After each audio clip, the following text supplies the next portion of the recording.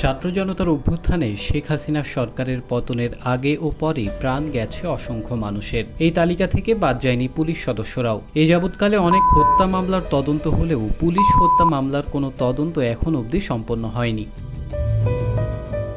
Police হত্যা মামলার মধ্যে সবচেয়ে আলোচনায় ছিল সিরাজগঞ্জের একটি থানায় ঢুকে পুলিশ হত্যা। গত বছর বৈষম্য বিরোধী ছাত্র আন্দোলনের সময় সিরাজগঞ্জে এনায়েতপুর থানায় হামলা চালিয়ে 15 পুলিশ সদস্যকে পিটিয়ে ও কুপিয়ে হত্যা করা হয়। তাদের মধ্যে একজন নারীও ছিলেন।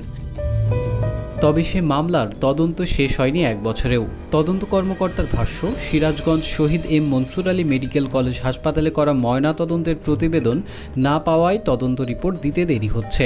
ঘটনার 21 দিন পর গত বছরের 27 আগস্ট এনায়েতপুর থানার এসআই আব্দুল মালেক বাদী হয়ে একটি মামলা করেন।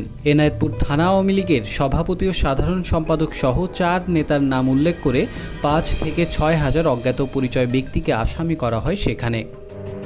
মামলার এজাহারে বলা হয়, গত 4 আগস্ট দুপুর 12টার দিকে বৈষম্য বিরোধী ছাত্র জনতা এনায়েতপুর থানার সামনে সমবেত হয়। এ সময় ওসি আব্দুর রাজ্জাক হ্যান্ড মাইকে সমবেত বৈষম্য বিরোধী ছাত্র জনতার উদ্দেশ্যে বক্তব্য দেন। বক্তব্যে তিনি বলেন, এই থানা আপনাদের সাধারণ জনগণের, আপনারা থানার কোনো ক্ষয়ক্ষতি করবেন না।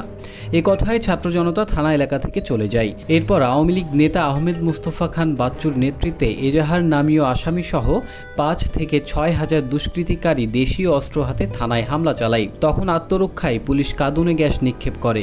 পরে আসামিরা পুলিশের কোয়ার্টার ও ওসির বাসভবনে আগুন ধরিয়ে দেয়। আগুন দেখে পুলিশ সদস্যরা আতঙ্কিত হয়ে পড়েন। এ সময় আসামিরা থানায় ঢুকে পিটিয়ে ও কুপিয়ে প্রথমে 7 পুলিশ সদস্যকে হত্যা করে। এরপর তারা থানা ভবনে ঢুকে পুলিশের ব্যবহারের সরকারি অস্ত্র ও জনসাধারণের জমা দেওয়া বেসরকারি অস্ত্রগুলি লুট করে। এরপর তারা সেই সব আগ্নেয়াস্ত্র দিয়ে থানার ভেতরে ও বাইরে থাকা অফিসার ও ফোর্সদের দিকে এলোপাতাড়ি গুলি করে।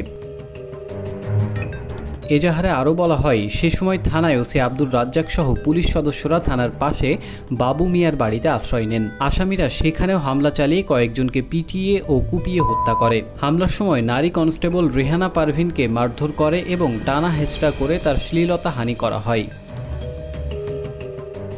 ওই ঘটনার পর বিকালে সেনাবাহিনীর একটি দল থানা এলাকায় পৌঁছে হতাহত পুলিশ সদস্যদের উদ্ধার করে হাসপাতাল ও মর্গে পাঠায়।